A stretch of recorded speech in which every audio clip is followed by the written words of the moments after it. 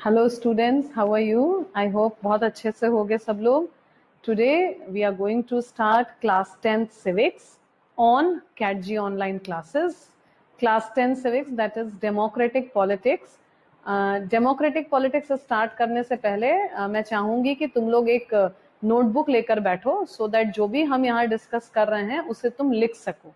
Democratic politics, as the name suggests, it talks about study of political activity in a democratic setup, in a democratic society like ours. Okay?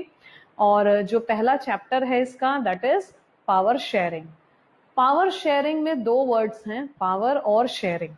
तो सबसे पहले सवाल ये उठता है कि ये पावर क्या चीज होती है? इज इट मसल पावर, मतलब ताकत? यानी किस तरह की ताकत? हम डेमोक्रेटिक पॉलिटिक्स में अगर पढ़ रहे हैं तो ये किस तरह की ताकत की बात हो रही है? So the first thing we have to study today is the concept of power. Okay, so the first thing is concept of power. यानी पावर का क्या कॉन्सेप्ट है, what is actually power, concept क्या है पावर का। Power की अगर बात करें सो पावर कहा जाता है कि जो पॉलिटिकल एक्टिविटीज हैं, चाहे वो लोकल हो, नेशनल हो या इंटरनेशनल हो, all political activity is done in pursuit of power. Power is the crux of everything that is done in politics. In pursuit of power का मतलब होता है to gain power.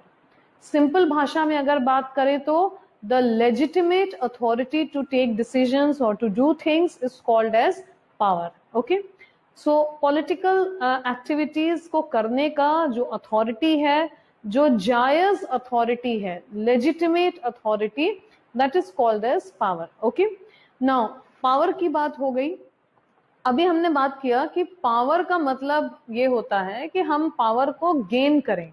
Power gain करने के लिए ही सब कुछ किया जाता है, जो भी हम पॉलिटिक्स में करते हैं सब पावर गेन करने के लिए ही करते हैं।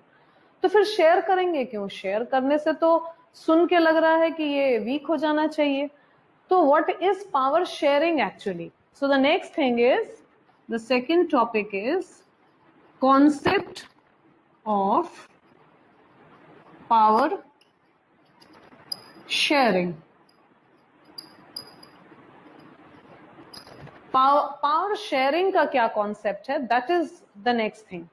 पावर शेयरिंग, जैसे शेयरिंग माने सिंपल इंग्लिश में शेयरिंग का मतलब क्या होता है? बांटना। यहां पे भी वही मतलब है, डिस्ट्रीब्यूट करना, डिसमिनेशन ऑफ अथॉरिटी, पावर को डिस्ट्रीब्यूट करना, बांटना, that is called as power sharing. किसमें बांटते हैं?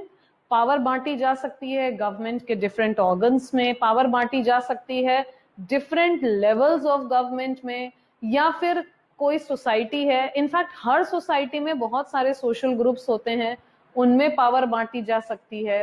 कोई भी सोसाइटी हेट्रोजिनस नहीं होती, होमोजिनस नहीं होती है, हेट्रोजिनस होती है। होमोजिनस का मतलब होता है एक जैसा, सब एक जैसे हों। हेट्रोजिनस का मतलब होता है जहां अलग अलग किस्म के सोशल ग्रुप्स हों।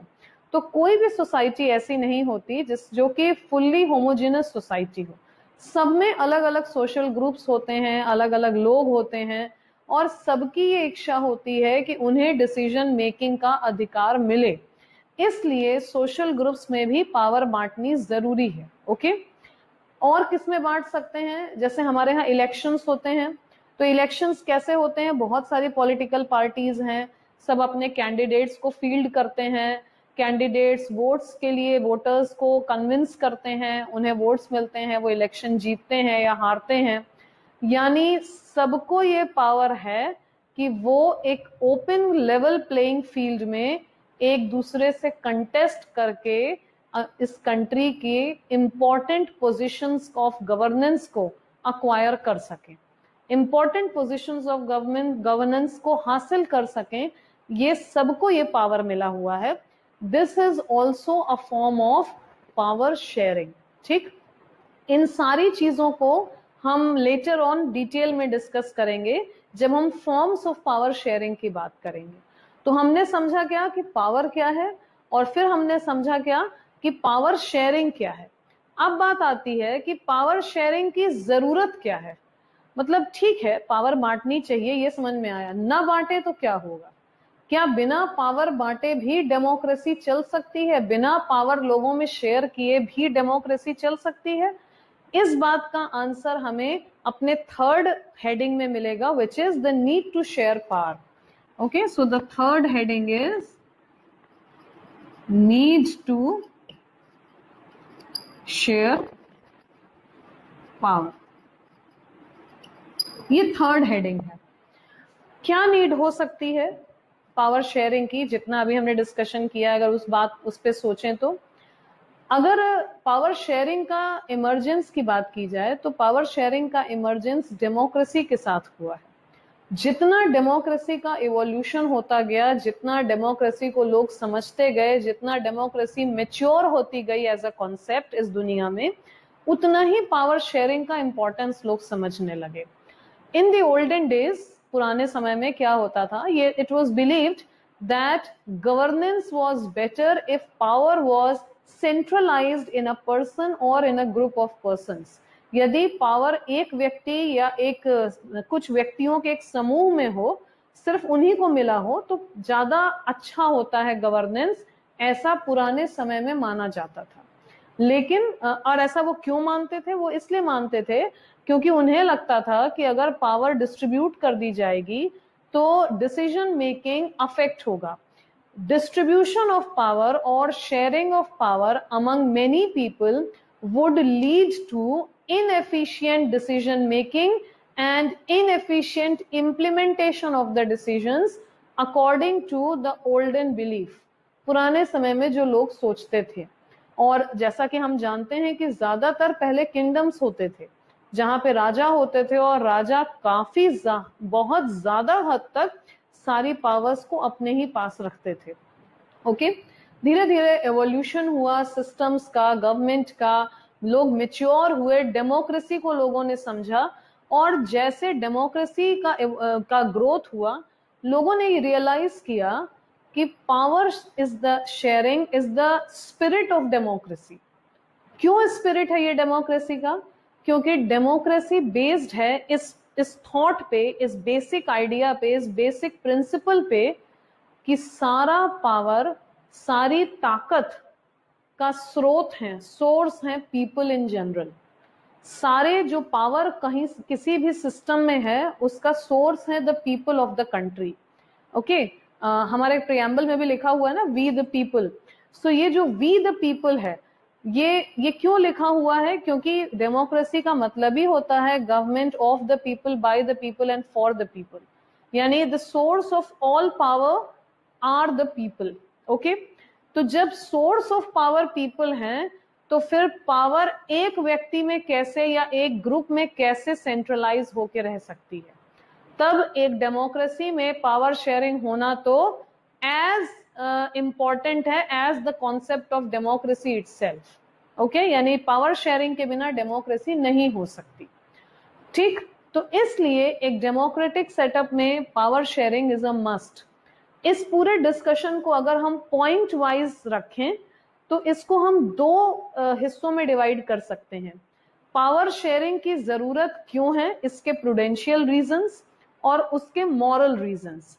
ये प्रूडेंशियल और मॉरल क्या है, that also we will see. Power sharing की जरूरत क्यों है, इसके मॉरल रीजंस,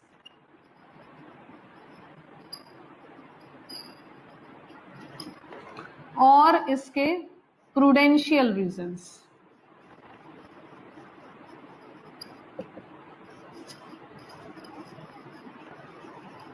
ओके, अब सवाल यह है कि ये प्रूडेंशियल रीजंस क्या होते हैं.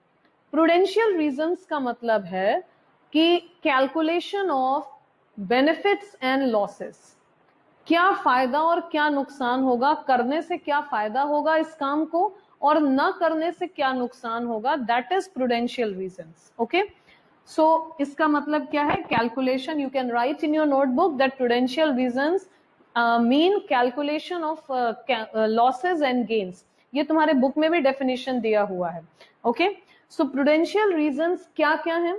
अच्छा, जैसे हमने बताया था स्टार्टिंग में कि किसी भी सोसाइटी में बहुत सारे सोशल ग्रुप्स होते हैं. तो सोशल ग्रुप्स में अगर पावर, जैसे सपोज एक सोसाइटी में 5 अलग अलग तरह के सोशल ग्रुप हैं, अच्छा, सोशल ग्रुप क्या होता है? आगे बढ़ने से पहले एक बार इस पे भी थोड़ा बात कर लिया जाए। What is a social group? Social group का मतलब है जैसे कि कोई लैंग्वेज का ग्रुप है, एक जैसी भाषा बोलने वाले लोग हैं, या एक जैसे धर्म वाले लोग हैं, या एक जैसे कल्चर वाले लोग हैं, एक जैसे एथनिक ग्रुप है, इनको हम सोशल ग्रुप्स कहते हैं। ओके, सो एक सोसाइटी में सॉरी मल्टीपल सोशल ग्रुप्स हैं।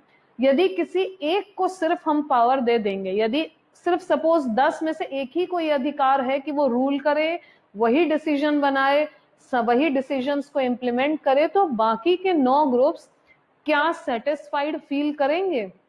बिल्कुल नहीं करेंगे, क्योंकि उन्हें लगेगा कि हमें भी हक है कि हम डिसीजन मेकिंग प्रोसेस का हिस्सा बने। सो दे विल फील डिससेटिस्फाइड, और डिससेटिस्फैक्शन लीड्स टू कॉन्फ्लिक्ट, नाराजगी, लड़ाई। ओके, सो प्रूडेंशियल रीजन पहला क्या है कि पावर शेयरिंग करके हम कॉन्फ्लिक्ट को रोक सकते हैं। सो इट चेक्स या reduces conflict in the society among the social groups। Social groups के बीच में कन्फ्लिक्ट को रोकता है ये। Okay, this is a very important point. जो नेक्स्ट प्रूडेंशियल रीजन है वो इसी का लॉजिकल डेवलपमेंट है कि जब कन्फ्लिक्ट नहीं होगा किसी सोसाइटी में तो क्या होगा? जब कन्फ्लिक्ट नहीं होगा तो स्टेबिलिटी होगी, ज्यादा ग्रोथ होगी। यानी कि प्रूडेंशियल रीजन दूसरा क्या है पावर शेयरिंग का? It leads to political stability, it provides political stability to the society or the country। okay, political stability आती है, ठीक। so power sharing reduces conflict, it provides political stability। तो जब of course किसी country में political stability होगी तो country का ग्रोथ होगा, कंट्री डेवलप करेगा। इसको भी हम एक लॉजिकल डेवलपमेंट इसका हम एक मान सकते हैं, एक रीजन ये भी लिख सकते हैं। ओके, तीसरा क्या इंपॉर्टेंट रीजन है कि जैसा कि मैंने बताया कि सपोज मल्टीपल ग्रुप्स हैं। अच्छा, किसी भी सोसाइटी में, किसी भी कंट्री में ऐसा नहीं होगा कि सारे सोशल ग्रुप्स एकदम इक्वल इन नंबर हो, ये नहीं होगा। कोई ज्यादा नंबर्स में होगा, कोई कम नंबर्स में होगा, कोई ज्यादा डेवलप्ड होगा, कोई कम डेवलप्ड होगा, कोई रिचर होगा, कोई पुअरर होगा। सो ऐसे में जो भी मेजॉरिटी में है, बहुत अधिक मेजॉरिटी है अगर, तो उनके पास ये मौका होता है कि अगर उनके ऊपर कोई ऐसा चेक नहीं लगा हुआ है, पावर शेयरिंग करने की कोई मजबूरी नहीं है, तो वो मनमानी कर सकते हैं, वो माइनॉरिटी को क्रश कर सकते हैं, उन्हें सप्रेस कर सकते हैं, उन्हें अपनी बात मानने पर मजबूर कर सकते हैं। ये एक एग्जाम्पल के तौर पर श्रीलंका का केस स्टडी है जो तुम्हारे बुक में दिया है, उसको हम towards the end of the chapter पढ़ेंगे। 2 केस स्टडीज तुम्हारे बुक में दी हुई हैं इस चैप्टर में, एक बेल्जियम की है और एक श्रीलंका की है। और ये दोनों केस स्टडीज में यही बताया गया है कि पावर शेयरिंग करने से क्या फायदा होता है और न करने से क्या नुकसान होता है। ये दोनों केस स्टडीज को हम चैप्टर के एंड में डिस्कस करेंगे। Okay, once we have discussed the theoretical part of the chapter then we will take up the case study. Okay, so political stability आई, कॉन्फ्लिक्ट कम हुआ, लेकिन स्टिल अगर पावर शेयरिंग नहीं होता है, अगर जो तीसरा इसका रीजन है कि अगर किसी सोसाइटी में पावर शेयरिंग नहीं होता है तो वहां पे जो मेजॉरिटी ग्रुप है उसको मनमानी करने का पूरा मौका मिल सकता है। यानी पावर शेयरिंग करके हम curbs the tyranny of majority। tyranny मतलब तानाशाही। मेजॉरिटी की जो मेजॉरिटी कम्युनिटी है, मेजॉरिटी सोशल ग्रुप है, उसकी तानाशाही हम कंट्रोल कर सकते हैं यदि हम पावर शेयरिंग का कॉन्सेप्ट अप्लाई करते हैं तो। So these are the prudential reasons to do power sharing. You can see कि ये क्लियर कट बता रहे हैं कि करने से क्या फायदे हैं और न करने से क्या नुकसान है। ओके, मॉरल रीजंस की अगर बात करें तो मॉरल रीजंस का मतलब होता है कि the moral reasons say that कि जब डेमोक्रेसी है तो पावर शेयरिंग क्यों नहीं होगा? Because democracy means power is from people, and when it is from people, when people are the source of power, then sharing power becomes the spirit of democracy. So we can say that power sharing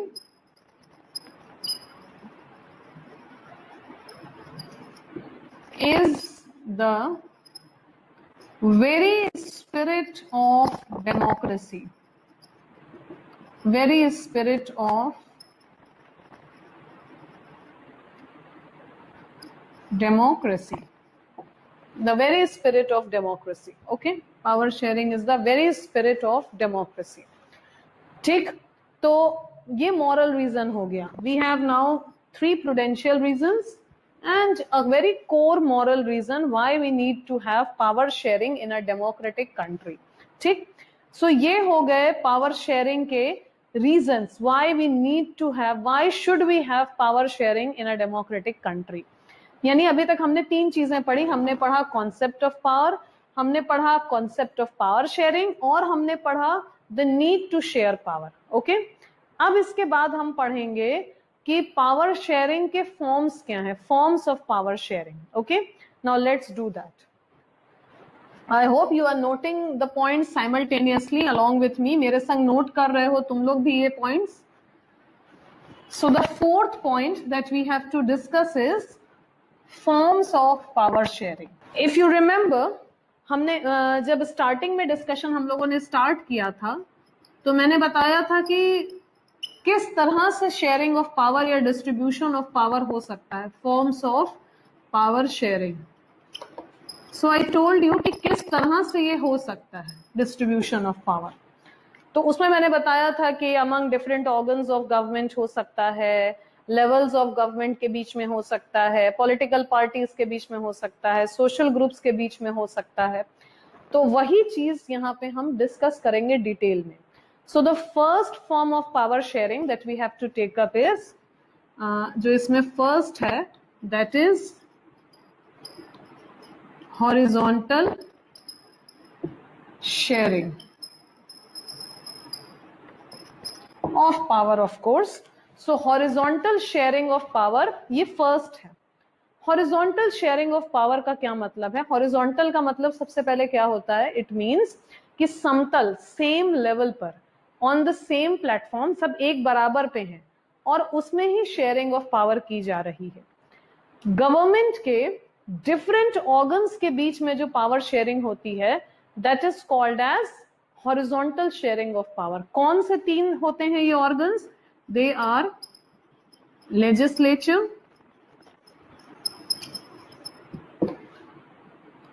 then executive, and then judiciary.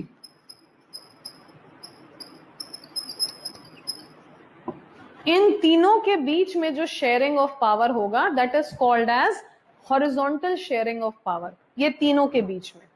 अब ये तीनों के बीच में जो sharing हो रही है कैसे होती है? इन तीनों के रोल्स क्लियरली डिफाइंड होते हैं कॉन्स्टिट्यूशन में. लेजिस्लेचर का काम क्या है? Law making. एग्जीक्यूटिव का काम क्या है? उस लॉ को इम्प्लीमेंट करना. एंड जुडिशरी का काम क्या है? कि ये चेक करना कि वो लॉ कहीं अनकॉन्स्टिट्यूशनल तो नहीं है या कहीं कॉन्ट्राडिक्ट तो नहीं कर रहा है कॉन्स्टिट्यूशन के किसी प्रोविजन को. ओके, लेजिस्लेचर का मतलब लास्ट ईयर तुम लोगों ने पढ़ा होगा, पार्लियामेंट या स्टेट लेजिस्लेटिव असेंबलीज जो होती हैं उन्हें हम लेजिस्लेचर बोलते हैं. Executive, the ministers and the president. Okay, that is the executive. And judiciary, the high court, supreme court and the entire setup of courts in the country comes under judiciary. So ये laws को implement करते हैं. और judiciary क्या करता है? Judiciary में लोग जाते हैं, अपील करते हैं अगर उन्हें कोई भी लॉ अनकॉन्स्टिट्यूशनल लगता है तो. ठीक, सो लेजिस्लेचर क्या है? लेजिस्लेचर कैसे कनेक्टेड है? एग्जीक्यूटिव जो लॉ बनाते हैं उसके लिए उनकी आंसरेबिलिटी कहां होती है? लेजिस्लेचर में. ठीक, यानी executive is answerable to the legislature. इन्हें उस लॉ को पास करवाना होता है लेजिस्लेचर से. ठीक, एग्जीक्यूटिव अपॉइंट करता है जुडिशरी को. ओके, जुडिशरी चेक करता है कि जो लॉ ये इम्प्लीमेंट कर रहे हैं इनके इम्प्लीमेंटेशन का तरीका कहीं ऐसा तो नहीं है जो सिटीजन्स का राइट्स ले रहा हो, एनक्रोच कर रहा हो उनके राइट्स को, या फिर वो कॉन्स्टिट्यूशन के अगेंस्ट हो, कॉन्ट्राडिक्ट कर रहा हो कोई प्रोविजन को। जुडिशरी ये भी चेक करता है कि जो लॉज बन रहे हैं वो लॉज जो हैं हर तरह से सही है कि नहीं, वो कहीं अगेंस्ट द कॉन्स्टिट्यूशन तो नहीं है, कहीं वो outside the purview of the constitution तो नहीं है, ऐसा तो नहीं बन रहा है। तो thus judiciary checks the content and the spirit of the laws also passed by the legislature. In return, who appoints the judges? Judges का appointment कौन करता है? The executive. The executive appoints the judges. So now you can see ये सब एक दूसरे से connected हैं, एक दूसरे के वर्किंग पर चेक लगाते हैं, चेक करते हैं कि वर्किंग एक दूसरे की सही हो रही है कि नहीं। सो यहाँ पे दो बड़े इंपॉर्टेंट टर्म्स हैं समझने के लिए। पहला टर्म है separation of powers. Separation of powers. Separation of powers का क्या मतलब है कि इन तीनों के क्लियरली डिफाइंड पावर्स हैं, इनके अपने असाइंड रोल्स हैं और इनको वही काम करने हैं, ठीक। और दूसरा है system of checks and balances. System of checks and balances, ये तीनों चेक करते हैं एक दूसरे को कि कहीं ऐसा तो नहीं है कि वो अपने पावर का मिसयूज कर रहे हैं, जो कोई और है इन तीनों में से जो मिसयूज कर रहा है। ये तीनों चेक करते हैं इस चीज को एक दूसरे में। And how they do we have discussed. Balance करना यानी, और इस तरह से चेक करके ये पावर की बैलेंसिंग होती है। कोई भी अनकंट्रोल्ड पावर विल्ड नहीं करता है, कोई भी सुपीरियर नहीं है, सब एक दूसरे से कनेक्टेड है। Okay, so legislature, executive and judiciary, they all are connected with each other and they keep checking each other and thus there is a balance of power. जैसे लोग कोई भी लॉ से अगर आदमी डिससेटिस्फाइड होता है, जैसे अभी रिसेंटली CAA को ही ले लें, तो कुछ लोग उससे डिससेटिस्फाइड थे जिन्हें वो सही नहीं लग रहा था, तो उन्होंने कहाँ अपील किया? उन्होंने जुडिशरी में अपील किया। ओके, लॉ बना कहाँ था, पास कहाँ से हुआ था? लेजिस्लेचर से। इम्प्लीमेंट किसको करना था या किसने किया था? एग्जीक्यूटिव ने। और उसके अगेंस्ट अपील कहाँ पे हुई? जुडिशरी में। So like this they all are connected and this forms the horizontal sharing of power. So हमने हॉरिजॉन्टल पढ़ लिया। Now next comes vertical sharing of power. Okay, now let's see what is vertical sharing of power. Vertical का मतलब क्या समझते हो? Vertical का मतलब होता है, सुन के ही लग रहा है कि स्ट्रेट लाइन में जो स्टैंडिंग हो या एक के नीचे एक हो, कुछ इस टाइप का। सो vertical sharing of power actually कहाँ होता है? Let us first right vertical sharing.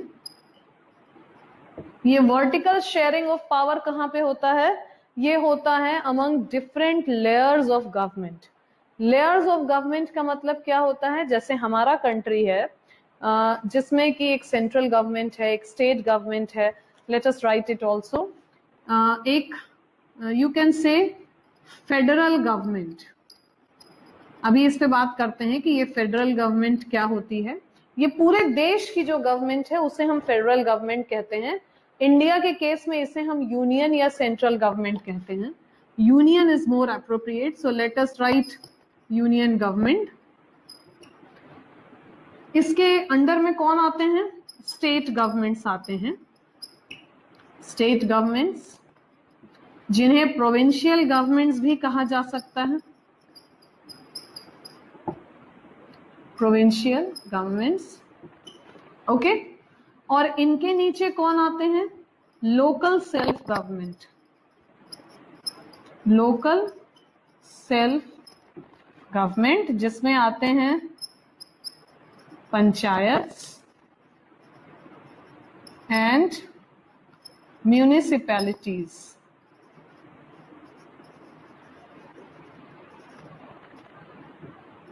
Okay, panchayat and municipalities आते हैं इसमें। So as you can see, तुम अगर देखो तो ये एक के नीचे एक है, ये एक लेवल पे नहीं है। जैसा इस केस में था कि तीनों एक बराबर पे थे, वैसा नहीं है, ये वन आफ्टर द अदर है, एक के नीचे एक। तो एक स्ट्रैटिफिकेशन है, एक लेयरिंग है, ये लेवल 1 है, ये लेवल 2 है, ये लेवल 3 है। इसे हम बोलते हैं वर्टिकल डिवीजन ऑफ पावर। हमारे देश में इस तरह का सिस्टम फॉलो होता है। दुनिया के बहुत से देशों में इस तरह का सिस्टम फॉलो होता है, जहां पे एक सेंट्रल गवर्नमेंट है, फिर प्रोविंशियल गवर्नमेंट्स हैं, लोकल सेल्फ गवर्नमेंट कहीं पर है कहीं पर नहीं, हमारे देश में है। ठीक, इस पूरे के बारे में हम डिटेल में नेक्स्ट चैप्टर में बात करेंगे, जिसका नाम है फेडरलिज्म। उसमें ये पूरा डिस्कशन डिटेल में है। For the time being you can understand कि जिन देशों में इस तरह की लेयर्ड गवर्नमेंट होती है उन्हें हम फेडरल सिस्टम्स कहते हैं, और इसीलिए जो उनकी सेंट्रल गवर्नमेंट है उसे फेडरल गवर्नमेंट कहते हैं। और जिन जगहों पे ये लेयर्ड सिस्टम नहीं है, सिर्फ एक गवर्नमेंट है और वही पूरे कंट्री को कंट्रोल कर रहा है, उन्हें हम यूनिटरी सिस्टम्स कहते हैं। यूनिटरी और फेडरल सिस्टम्स का डिस्कशन डिटेल में हम नेक्स्ट क्लास में, नेक्स्ट सब्जेक्ट, नेक्स्ट चैप्टर जब डिस्कस करेंगे तब उसमें करेंगे। Okay, so federal government, state government and local self government, ये तीनों में डिवीजन ऑफ पावर कैसे होता है, इनके क्लियर कट पावर्स डिफाइंड होते हैं। If you see Indian constitution, उसमें यूनियन गवर्नमेंट का और स्टेट गवर्नमेंट के क्लियर कट पावर्स डिफाइंड हैं under list 1 and list 2। Okay, ये लिस्ट एक अलग से एंड ऑफ द कॉन्स्टिट्यूशन में शेड्यूल्स हैं, जिनमें list 1 and list 2 clearly mention करता है कि यूनियन लिस्ट में कौन कौन से पावर्स हैं यूनियन गवर्नमेंट के पास, और स्टेट लिस्ट में कौन कौन से पावर्स हैं स्टेट गवर्नमेंट के पास। ओके, लोकल सेल्फ गवर्नमेंट के भी अपने डिफाइंड पावर्स हैं। इससे क्या फायदा होता है ऐसे डिफाइन करने से, ये इससे क्लियर डिस्ट्रीब्यूशन ऑफ ज्यूरिसडिक्शन होता है कि कौन सा एरिया किसके अंडर में आता है। Now area means does not mean land area, it means land area in case of state governments of course, but jurisdiction also means heads, कौन कौन से हेडिंग्स पर कौन रूल बनाएगा या कौन लॉ बनाएगा। ओके, इसमें अगर कोई डिस्प्यूट होता है तो कौन रिजोल्व करता है, जुडिशरी रिजोल्व करती है, कैसे करती है ये हम नेक्स्ट चैप्टर में बात करेंगे। सो ऐसा करने से क्या फायदा है, जो इंडिया का अगर हम एग्जाम्पल लें तो इंडिया में ज्यादातर स्टेट्स लिंग्विस्टिक बेसिस पे डिवाइडेड है। लिंग्विस्टिक बेसिस पे डिवाइडेड स्टेट्स में जब पावर शेयर्ड होती है, they feel connected to the entire system of the country.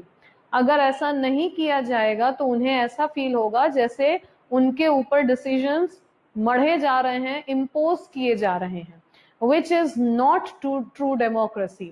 Democracy means that everybody should have a say in decision making. यानी कि state governments को ये हक मिलता है कि वो भी डिसीजन मेकिंग में पार्टिसिपेट करें, and this brings them together and strengthens the unity and solidarity of the country.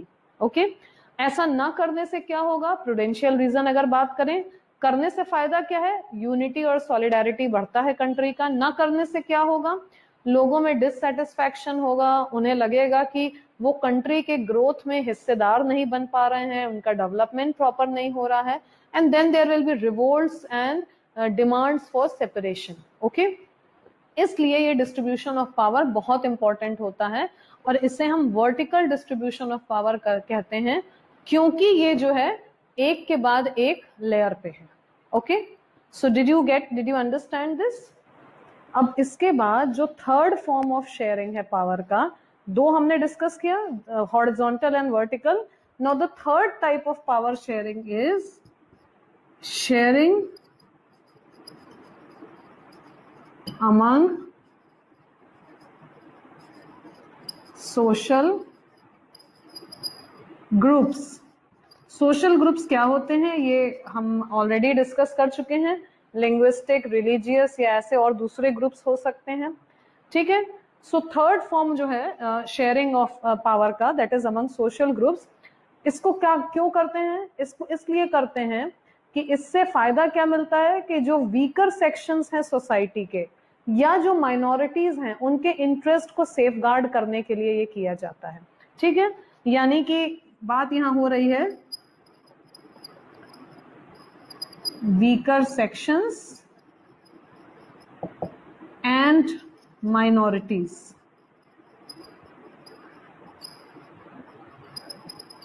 Okay, so weaker sections और माइनॉरिटीज को सेफगार्ड करने के लिए इस तरह की पावर शेयरिंग जरूरी है। जैसे इंडिया का अगर एग्जांपल लें तो इंडिया में रिजर्व्ड कॉन्स्टिट्यूएंसीज हैं इलेक्शंस में for women and for weaker sections. Okay, so parliament के इलेक्शंस में है, लोकल सेल्फ गवर्नमेंट के इलेक्शन में है, स्टेट असेंबलीज में है।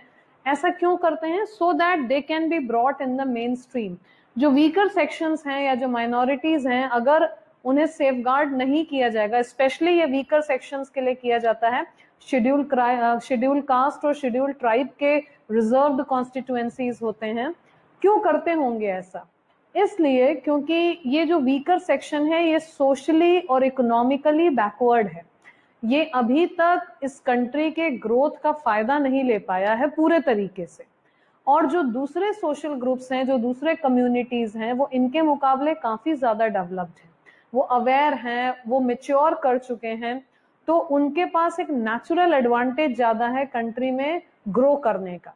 इनके पास वो एडवांटेज कम है, इनके पास नहीं है एक्चुअली वो एडवांटेज। तो इनको मुख्य धारा में लाने के लिए, मेन स्ट्रीम में लाने के लिए, कैसी मेन स्ट्रीम? डेवलपमेंट और ग्रोथ की मेन स्ट्रीम में लाने के लिए इस तरह के रिजर्वेशंस दिए जाते हैं ताकि ये भी हिस्सा बन सकें उसका। ऐसा ना करने से क्या होगा? ऑफ कोर्स, जो अगर माइनॉरिटी की बात की जाए तो एक एग्जांपल श्रीलंका का है जो हम अभी इसके बाद डिस्कस करेंगे इस टॉपिक के बाद। सो माइनॉरिटीज हमेशा ऐसे में अलग थलग पड़ जाते हैं, एलियनेटेड हो जाते हैं और मार्जिनलाइज्ड हो जाते हैं। मार्जिनलाइज्ड का मतलब है अलग थलग पड़ जाना और कंट्री के ग्रोथ का फायदा ना ले पाना। ठीक है, तो इनको डेवलप करवाने के लिए और सबके साथ ग्रो करवाने के लिए ये सोशल ग्रुप्स में पावर शेयरिंग की जाती है, जिसका एक एग्जांपल है रिजर्व्ड कॉन्स्टिट्यूएंसीज, या जो रिजर्वेशन प्रोवाइड किया जाता है शेड्यूल कास्ट, शेड्यूल ट्राइब को, और इवन विमेन को भी इंडिया में रिजर्वेशन प्रोवाइड किया जाता है in local self government elections. Okay, और लास्ट अब आता है जो फोर्थ है, that is sharing of power of course among political parties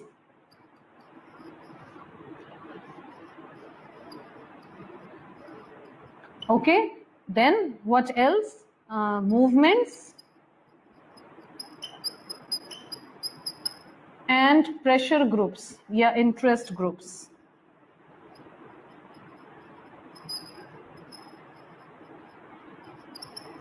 okay, ये last form of power sharing है। इसमें कैसे? हम लोगों ने बात किया था इलेक्शंस का, कि जब ओपन इलेक्शन होते हैं तो ये भी एक फॉर्म ऑफ पावर शेयरिंग है। कैसे? Over the years different ideology विचारधारा, डिफरेंट आइडियोलॉजीज के, डिफरेंट बैकग्राउंड्स के, डिफरेंट कम्युनिटीज के लोगों को ये मौका मिलता है कि वो सरकार बनाए या फिर वो एमपी बने, वो एमएलए बने।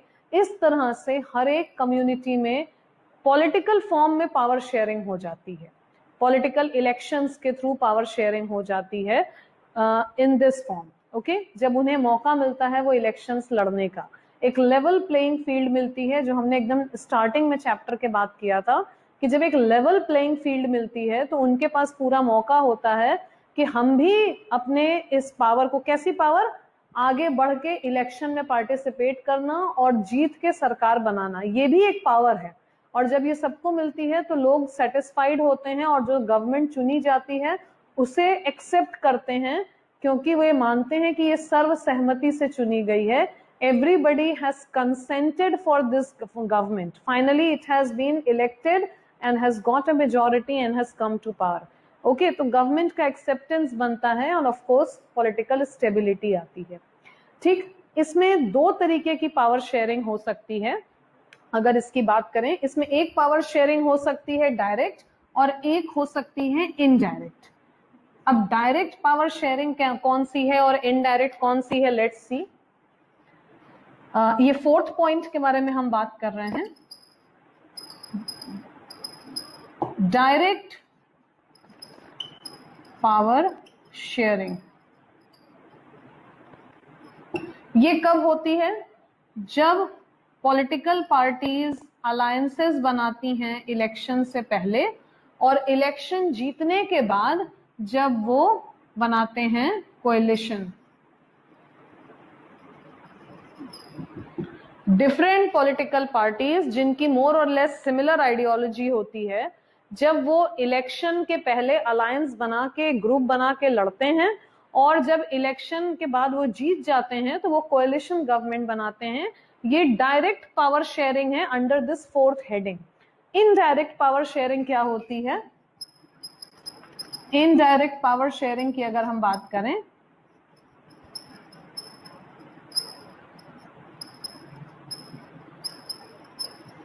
indirect, this is you can say direct, indirect, subheading 1 and subheading 2।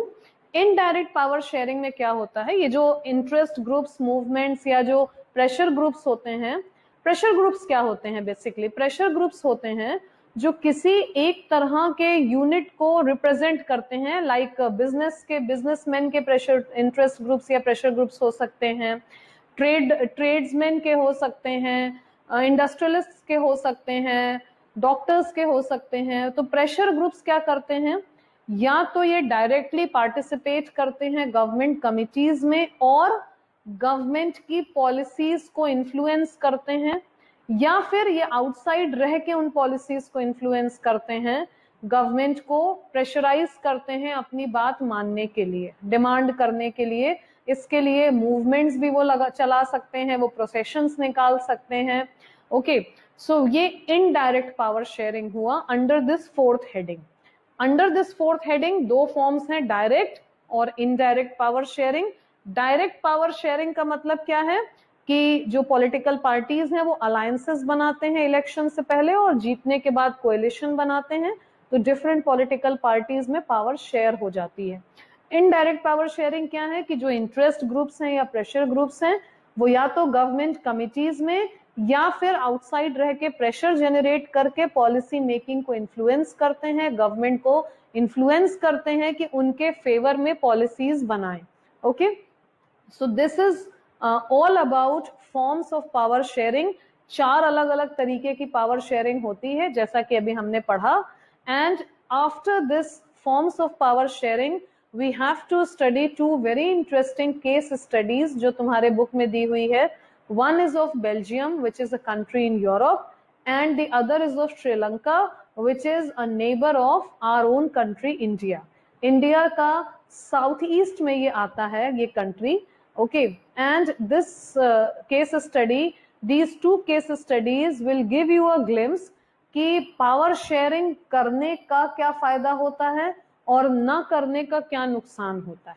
Okay, so with these 2 case studies we will meet again in lecture 2।